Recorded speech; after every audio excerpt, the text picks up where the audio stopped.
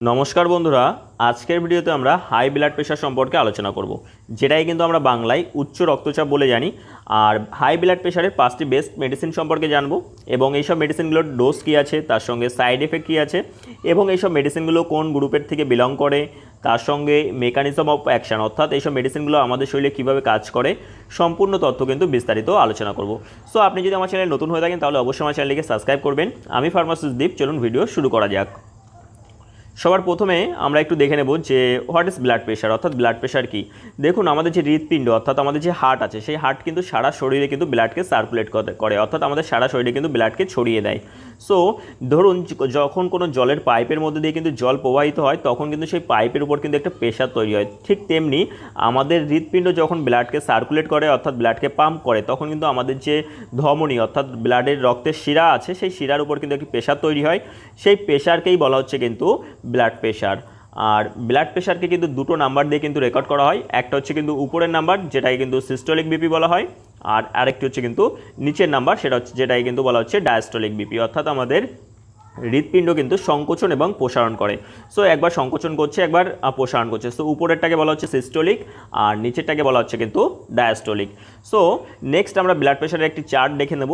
দেখুন, normal BP হচ্ছে কিন্তু আমাদের যে 120, যে নিচেরটা উপরেরটা হচ্ছে কিন্তু 120, সিস্টোলিক বিপি 120 আর নিচেরটা ডায়াস্টোলিক বিপি কিন্তু 80। এটা হচ্ছে কিন্তু নর্মাল রেঞ্জ।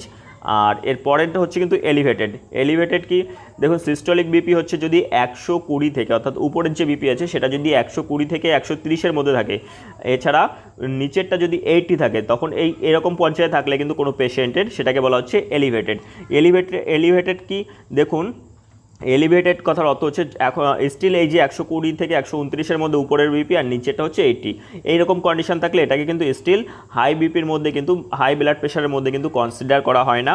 এরকম কন্ডিশনে কিন্তু পেশেন্টকে মেডিসিন স্টার্ট করার জন্য বলা হয় না। এইরকম কন্ডিশনে পেশেন্টকে তার যে লাইফস্টাইল আছে অর্থাৎ সে যদি মোটা হয় তাকে কিন্তু ওজন কমানোর জন্য বলা হয়ে থাকে। এছাড়া লবণ অর্থাৎ নুন কিন্তু কম খাওয়ার জন্য বলা হয়ে থাকে। এছাড়া যদি কোনো ব্যাড হ্যাবিট থাকে যেমন অ্যালকোহল, স্মোকিং, এগুলো কিন্তু কন্ট্রোল করার জন্য কিন্তু বলা হয়ে থাকে। সো এই কন্ডিশনটাকে বলা হচ্ছে এলিভেটেড। নেক্সট আমাদের চলে আসছে hyper tension stage on. So এটা কিন্তু ইয়েলো জোনে চলে আসছে। হাইপার টেনশন স্টেজ অনে কিন্তু যে সিস্টোলিক বিপি সেটা কিন্তু 130 থেকে 139-এর মধ্যে থাকবে অর্থাৎ 140-এর মধ্যে থাকবে। আর ডায়াস্টোলিক বিপি কিন্তু 80 থেকে কিন্তু 90-এর মধ্যে থাকলে সেটাকে বলা হচ্ছে কিন্তু হাইপার টেনশন স্টেজ অন। আর দ্বিতীয় হচ্ছে হাইপার টেনশন স্টেজ টুতে কেমন থাকে বিপি, আমাদের যে সিস্টোলিক বিপি অর্থাৎ উপরের বিপি কিন্তু 140 বা তার বেশি থাকে এবং ডায়াস্টোলিক বিপি কিন্তু 90 বা তার বেশি থাকলে সেটাকে কিন্তু বলা হচ্ছে হাইপার টেনশন স্টেজ 2। আর ক্রাইসিস স্টেজ কি, ক্রাইসিস স্টেজ হচ্ছে কিন্তু যদি সিস্টোলিক বিপি অর্থাৎ আমাদের যে উপরের বিপি আছে সেটা যদি 180-র বেশি হয়ে যায় এবং আমাদের যে নিচের বিপি আছে ডায়াস্টোলিক বিপি আছে, সেই ডায়াস্টোলিক বিপি যদি 120-র বেশি হয়ে যায়, তখন কিন্তু সেটাকে বলা হচ্ছে ক্রাইসিস কন্ডিশন। আর এই রকম কন্ডিশনে কিন্তু পেশেন্টকে কখনোই কিন্তু ঘরে রাখা ঠিক হয় না। এরকম কন্ডিশনে কিন্তু পেশেন্টকে ইমিডিয়েটলি কিন্তু হসপিটালে যেতে হয়। সো এটা গেল আমাদের ব্লাড প্রেশার সম্পর্কে আমরা একটা মোটামুটি ধারণা পেয়ে গেলাম। নেক্সট আমরা ব্লাড প্রেশারের কারণ দেখে নেব যে কজেস অফ হাই বিপি কী আছে অর্থাৎ হাইপার টেনশনের কারণ কী আছে। সো মেন যে কারণগুলি আছে সের মধ্যে কিন্তু জেনেটিকের কারণে হতে পারে, এছাড়া ওবিসিটি অর্থাৎ কেউ যদি অতিরিক্ত পরিমাণে মোটা হয় তার জন্য হতে পারে, এছাড়া কেউ যদি অতিরিক্ত পরিমাণে লবণ অর্থাৎ নুন খায় তার জন্য হতে পারে, এছাড়া স্ট্রেস, এছাড়া কিডনি ডিজিজের কারণে কিন্তু হাই ব্লাড প্রেশারের সমস্যা কিন্তু পেশেন্টের মধ্যে দেখা দিতে পারে। আর হাই ব্লাড প্রেশারের সিমটমস কী আছে, সিমটমসের মধ্যে কিন্তু হেডেক অর্থাৎ মাথা ব্যথা, তার সঙ্গে ডিজিনেস অর্থাৎ মাথা ঘোরা, এছাড়া চোখে কিন্তু আবছা দেখা, এছাড়া বেশিরভাগ পেশেন্টের মধ্যে কিন্তু কোনো সিমটমস কিন্তু হাই ব্লাড প্রেশারের কিন্তু দেখা যায় না। নেক্সট আমরা মেডিসিনে চলে আসবো। সো আমাদের প্রথম মেডিসিন হচ্ছে অ্যামলোডোপিন। সো অ্যামলোডোপিনের ড্রাগ ক্লাস কী আছে, calcium channel blockers. So calcium channel blockers কী করে, আমাদের শরীরের যে ক্যালসিয়াম আয়ন কোষ আছে সেই ক্যালসিয়াম আয়ন কোষকে হৃৎপিণ্ডর থেকে কিন্তু আমাদের যে শিরায় আছে, রক্তের শিরা অর্থাৎ ব্লাডে কিন্তু মিশতে দেয় না এবং সেটাকে কিন্তু ব্লক করে দেয়। আর অ্যামলোডোপিন ট্যাবলেট কিন্তু আপনারা অম্লোভাস নামে, এছাড়া অ্যামলোকাইন নামে কিন্তু পেয়ে যাবেন, যেটা কিন্তু ম্যানকাইন ফার্মাসিউটিক্যাল ম্যানুফ্যাকচার করে। আর অ্যামলোভাসকে কিন্তু ম্যাকলিয়ার্স ফার্মাসিউটিক্যাল কিন্তু ম্যানুফ্যাকচার করে। আর এই ট্যাবলেটটি কিন্তু 5 mgর সঙ্গে এবং 2.5 mgর সঙ্গে কিন্তু মার্কেটে অ্যাভেলেবেল আছে। আর অ্যামলোডোপিন ট্যাবলেট কিন্তু সবথেকে বেশি পরিমাণ কিন্তু ব্লাড প্রেশারের পেশেন্টদের মধ্যে কিন্তু প্রেসক্রাইব করা হয়ে থাকে। আর যেসব ব্লাড প্রেশারের মেডিসিন আছে এইসব মেডিসিনগুলোকে কিন্তু অ্যান্টি হাইপারটেনসিভ ড্রাগ বলা হয়ে থাকে। আর অ্যামলোডোপাইনের ডোজ কিন্তু সবসময় কিন্তু লো ডোজ থেকে শুরু করতে হয়। আর অ্যামলোডোপাইনের ডোজ কী আছে 2.5 থেকে 5 mg করে কিন্তু দিনে একবার কিন্তু পেশেন্টকে রেকমেন্ড করা হয়। আর এটা কিন্তু হাই বিপির ডায়াগনোসিস করার পরেই কিন্তু পেশেন্টকে রেকমেন্ড করা হয়ে থাকে। আর সবসময় কিন্তু ডক্টরের তত্ত্বাবধানে কিন্তু অ্যামলোডোপাইন ট্যাবলেট কিন্তু পেশেন্টকে খেতে দেওয়া হয়। নেক্সট আমরা দেখে নেব যে অ্যামলোডোপিন ট্যাবলেটের সাইড এফেক্টস কী আছে।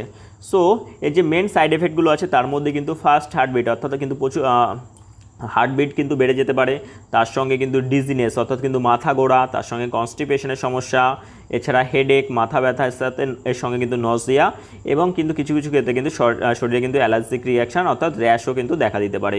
সো এইগুলো ছিল হচ্ছে কিন্তু অ্যামলোডোপিন ট্যাবলেটের সাইড এফেক্ট। আমাদের নেক্সট মেডিসিন হচ্ছে অ্যাটেনোনল। সো অ্যাটেনোনল ট্যাবলেট কিন্তু আপনারা মার্কেটে হিপিরেস 50 নামে কিন্তু পেয়ে যাবেন, যেটাই কিন্তু সিপ্লা ফার্মাসিউটিক্যাল কিন্তু ম্যানুফ্যাকচার করে। আর অ্যাটেনোনল ট্যাবলেটের ড্রাগ ক্লাস আছে কিন্তু বিটা ব্লকার্স। বিটা ব্লকার্স আমাদের শরীরে কীভাবে কাজ করে, আমাদের শরীরের যে অ্যাড্রিনালিন হরমোন আছে সেই হরমোনের প্রভাবকে কিন্তু প্রভাবিত করে এবং নিজের কাজ করে। আর অ্যাটেনোনলের ডোজ কী আছে, মিনিমাম ডোজ আছে কিন্তু 25 to 50 মিলিগ্রাম দিনে একবার, আর ম্যাক্সিমাম ডোজ আছে কিন্তু 25 থেকে 50 মিলিগ্রাম দিনে দুবার। আর অ্যাটেনোনল ট্যাবলেট কিন্তু 50 মিলিগ্রামের সঙ্গে এবং তার সঙ্গে কিন্তু 25 অর্থাৎ 25 মিলিগ্রামের সঙ্গেও কিন্তু মার্কেটে অ্যাভেলেবেল আছে। সো আমরা যখন অ্যাটেনোনল ট্যাবলেট গ্রহণ করব তার সঙ্গে কিন্তু ক্যাফিন, কফ সিরাপ এবং অ্যাপেল জুস এবং অরেঞ্জ জুস এগুলো কিন্তু একসঙ্গে গ্রহণ করা যাবে না। এগুলোর সঙ্গে গ্রহণ করলে কিন্তু অ্যাটেনোনল কিন্তু আমাদের শরীরে সঠিকভাবে নিজের কাজ করতে পারবে না। নেক্সট আমরা দেখে নেব যে অ্যাটেনোনল ট্যাবলেটের সাইড এফেক্টস কী আছে। সো এর যে মেন সাইড এফেক্টস আছে সেটি হচ্ছে কিন্তু লো ব্লাড প্রেশার অর্থাৎ যেটাই কিন্তু আমরা হাইপোটেনশন বলে জানি। সো কিছু কিছু সময় কিন্তু এমন হতে পারে যে ব্লাড প্রেশার কিন্তু হঠাৎ করে কিন্তু অনেকটা নিচে চলে আসে। তার সঙ্গে কিন্তু স্লো হার্ট রেট, আমরা আগে যখন অ্যামলোডোপিন দেখলাম, অ্যামলোডোপিনের ক্ষেত্রে কিন্তু আমাদের হার্ট রেট কিন্তু বেড়ে যেতে পারে। সো অ্যাটেনোনলের ক্ষেত্রে কিন্তু আমাদের যে হার্ট রেট সেটা কিন্তু স্লো হয়ে যেতে পারে। আর এছাড়া ডিজিনেস, হঠাৎ করে যদি আমরা উঠে দাঁড়াই তাহলে কিন্তু আমাদের মাথা ঘুরে যেতে পারে। এছাড়া ডিপ্রেশন এবং নজিয়া অর্থাৎ বমি ভাব কিন্তু ফিল হতে পারে। আমাদের নেক্সট মেডিসিন হচ্ছে লোসার্টেন। সো লোসার্টেন ট্যাবলেট কিন্তু মার্কেটে লোসার 50 নামে কিন্তু অ্যাভেলেবেল আছে, আর যেটাই কিন্তু টরেন্ট ফার্মাসিউটিক্যাল কিন্তু ম্যানুফ্যাকচার করে। আর এই লোসার্টেন হচ্ছে কিন্তু একটি অ্যানজিওটেনসিন 2 রিসেপ্টর ব্লকার। সো এটি অ্যানজিওটেনসিন 2 রিসেপ্টর ব্লকার্স আমাদের শরীরে কিভাবে কাজ করে, দেখুন অ্যানজিওটেনসিন হচ্ছে কিন্তু এক ধরনের হরমোন যেটা আমাদের শরীরে আছে। আর যে হরমোনটি কী করে, আমাদের যে রক্তের শিরাগুলো আছে সেই শিরাগুলোকে কিন্তু সংকুচিত করে দেয়। সো ব্লাডের আমাদের যে ধমনী আছে অর্থাৎ রক্তের শিরা সেগুলোটাকে সংকুচিত করে দেয়। সো লোসার্টেন কী করে, যে অ্যানজিওটেনসিন হরমোনের প্রভাবকে কিন্তু ব্লক করে দেয়, যার ফলে কিন্তু আমাদের যে ব্লাডের শিরা সেগুলো কিন্তু সংকুচিত হয় না, যার ফলে কিন্তু আমাদের যে ব্লাড ভেসেল সেটা রিল্যাক্স থাকে এবং তার সঙ্গে কিন্তু আমাদের ব্লাডকে ভালোভাবে প্রবাহিত হতে পারে এবং আমাদের ব্লাড প্রেশারকে কিন্তু রিডিউস করে এবং আমাদের যে হৃৎপিণ্ড আছে সেই হৃৎপিণ্ডের উপর থেকে কিন্তু যে ওয়ার্কলোড সেটা কিন্তু কম করে দেয়। আর লোসার্টেন ট্যাবলেটের ডোজ কী আছে, 25 to 100 মিলিগ্রাম দিনে একবার কিন্তু পেশেন্টকে ইউজ করতে দেওয়া হয়ে থাকে, 25 থেকে 100 মিলিগ্রাম। সো অ্যাকর্ডিং টু পেশেন্টের কন্ডিশন ডক্টর কিন্তু ডিসাইড করে যে কত মিলিগ্রাম কিন্তু পেশেন্টকে দিতে হবে, বাট এই রেঞ্জের মধ্যে কিন্তু পেশেন্টকে খেতে দেওয়া হয়। নেক্সট আমরা দেখে নেব যে side effects of losartan tablet. So losartan tablets side effects কী আছে, ডিজিনেস অর্থাৎ মাথা গোড়া, তার সঙ্গে কিন্তু ফ্যাটিক আর উইকনেস অর্থাৎ আমাদের কমজোরি মেহসুস হওয়া, তার সঙ্গে কিন্তু কোল্ড লাইক সিমটমস অর্থাৎ আমাদের নাক থেকে জল পড়া, সর্দির মতো ফিল হওয়া, তার সঙ্গে কিন্তু হাত পা ঠান্ডা হয়ে যাওয়া, এছাড়া ডায়রিয়া, হেডেকের সমস্যা এবং low blood pressure, specially when low blood প্রেশারের সমস্যাও কিন্তু দেখা দিতে পারে। অর্থাৎ আমরা যখন হঠাৎ করে উঠে দাঁড়াবো কিন্তু আমাদের কিন্তু চোখে মুখে কিন্তু অন্ধকার হতে পারে এবং আমাদের কিন্তু হঠাৎ করে কিন্তু ব্লাড প্রেশার কমে যেতে পারে। সো লোসার্টেন ট্যাবলেট ইউজের ফলে কিন্তু এইসব সাইড এফেক্টগুলো দেখা দিতে পারে। আমাদের নেক্সট মেডিসিন হচ্ছে লিসোনোপিল। সো লিসোনোপিল ট্যাবলেট কিন্তু আপনারা মার্কেটে লিপ্রেল 5 নামে পেয়ে যাবেন, যেটা কিন্তু লুপিন ফার্মাসিউটিক্যাল কিন্তু ম্যানুফ্যাকচার করে। আর লিসোনোপিল ট্যাবলেটের ড্রাগ ক্লাস কি আছে, এসি ইনহিবিটর ড্রাগস। সো এসিভি ইনহিবিটার্সও কিন্তু সেম যেমন আমরা আগে দেখলাম এআরবি ইনহিবিটার্স একই রকমভাবে কাজ করে। অর্থাৎ এসি ইনহিবিটার্স কী করে, আমাদের শরীরের যে অ্যানজিওটেনসিন হরমোন আছে সেই অ্যানজিওটেনসিন হরমোনকে কিন্তু তৈরি হতে দেয় না এবং আমাদের যে আমাদের যে ব্লাডের রক্তনালী আছে অর্থাৎ আমাদের যে শিরা আছে সেই শিরাকে কিন্তু সংকুচিত হতে দেয় না, সেটাকে কিন্তু নর্মাল রাখতে কিন্তু সাহায্য করে। আর ডোজ কী আছে, 5 to 40 মিলিগ্রাম দিনে একবার অর্থাৎ 5 থেকে 40 mg করে কিন্তু দিনে একবার কিন্তু পেশেন্টকে খেতে দেওয়া হয়। হয়। আর ম্যাক্সিমাম ডোজ হচ্ছে কিন্তু 40 mg পার ডে, অর্থাৎ 40 mg হচ্ছে কিন্তু ম্যাক্সিমাম ডোজ, তার বেশি কিন্তু পেশেন্টকে একদিনে খেতে দেওয়া হয় না। আর লিসিনোপ্রিল ট্যাবলেট যখন আমরা ইউজ করব, রেগুলার ডায়াগনোসিস করা হয় এবং ব্লাড প্রেশারকে কিন্তু মনিটরিং করা হয় ডোজকে কিন্তু ফিক্স করার জন্য। আর সব সময় কিন্তু লো ডোজ থেকে কিন্তু যে ট্রিটমেন্ট সেটা কিন্তু শুরু করা হয়, অর্থাৎ 5 mg থেকে কিন্তু যে ট্রিটমেন্ট সেটা কিন্তু শুরু করা হয়ে থাকে। নেক্সট আমরা দেখে নেব যে সাইড এফেক্টস অফ লিসিনোপ্রিল ট্যাবলেটের সাইড এফেক্টস কী আছে।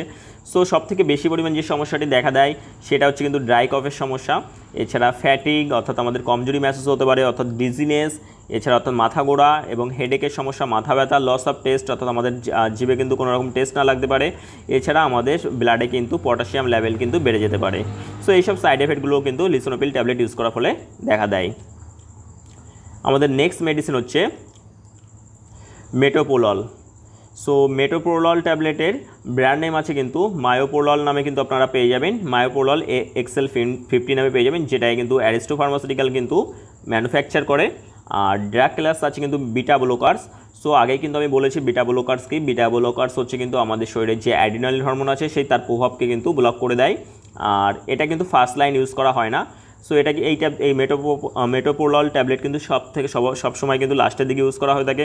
প্রথমে কিন্তু যে অ্যামলোডোপিন ট্যাবলেট দেখলাম, অ্যামলোডোপিন, অ্যাটোনোডল, এই সব ট্যাবলেটগুলো দিয়ে কিন্তু ট্রিটমেন্ট শুরু করা হয়ে থাকে এবং সেগুলো দিয়ে যখন কন্ট্রোল হয় না তখন কিন্তু মেটোপ্রোলল ট্যাবলেট কিন্তু ইউজ করা হয়ে থাকে। আর ডোজ কী আছে, ইমিডিয়েট রিলিজের জন্য কিন্তু 50 থেকে 100 মিলিগ্রাম কিন্তু দিনে দুবার কিন্তু পেশেন্টকে খেতে দেওয়া হয় ইমিডিয়েট রিলিজের জন্য, অর্থাৎ কোনো পেশেন্টের বিপি যদি অতিরিক্ত পরিমাণে বেড়ে যায় এবং সেটাকে যদি ইমিডিয়েটলি কমানোর জন্য কিন্তু তখন 50 থেকে 100 মিলিগ্রাম করে কিন্তু দিনে দুবার কিন্তু পেশেন্টকে খেতে দেওয়া হয়।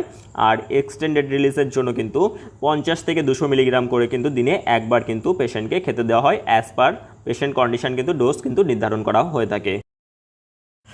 নেক্সট আমরা মেটোপ্রোললের সাইড এফেক্টস দেখে নেব।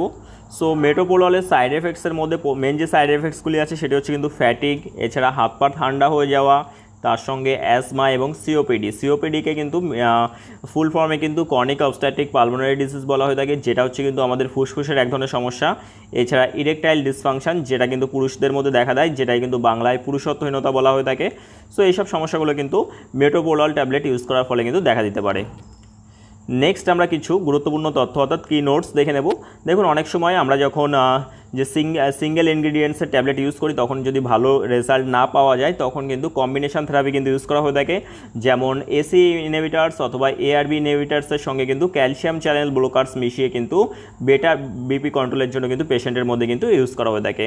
আর এসি ইনহিবিটার্স অথবা এআরবি ইনহিবিটার্স দুটোই কিন্তু একইভাবে কাজ করে। এই দু ধরনের ওষুধ কিন্তু ডিউরিং প্রেগনেন্সি কিন্তু ইউজ করা হয় না, কারণ এই ওষুধগুলি কিন্তু যে ফেটাস আছে ফেটাসের কিন্তু ক্ষতি করতে পারে। আর লাইফস্টাইল চেঞ্জেস যেমন ডায়েট, এক্সারসাইজ এবং লো সল্ট ইনটেক কিন্তু যে মেডিকেশানগুলো ব্লাড প্রেশারের যে মেডিকেশানগুলো আছে সেই সব মেডিকেশানের কিন্তু এফিসিয়েন্সি কিন্তু বাড়িয়ে দিতে পারে এবং যারা ব্লাড প্রেশারের পেশেন্ট তাদের মধ্যে কিন্তু এইসব লাইফস্টাইল চেঞ্জেসগুলো কিন্তু করতে বলা হয়ে থাকে। সো এই ছিল আজকের ভিডিও। আশা করি আমার ভিডিওটি আপনাদের ভালো লেগেছে। সো আমার ভিডিওটি ভালো লেগে থাকলে অবশ্যই আমার চ্যানেলটিকে লাইক এবং সাবস্ক্রাইব করবেন নতুন নতুন ভিডিও পাওয়ার জন্য। আর সবথেকে ইম্পর্টেন্ট বিষয় যেটা, দয়া করে কিন্তু আপনারা কেউ সেলফ মেডিকেশন করবেন না। এই ভিডিওটি কিন্তু শুধুমাত্র এডুকেশনাল অ্যান্ড ইনফরমেশনাল পারপাসের জন্য কিন্তু তৈরি করা হয়েছে।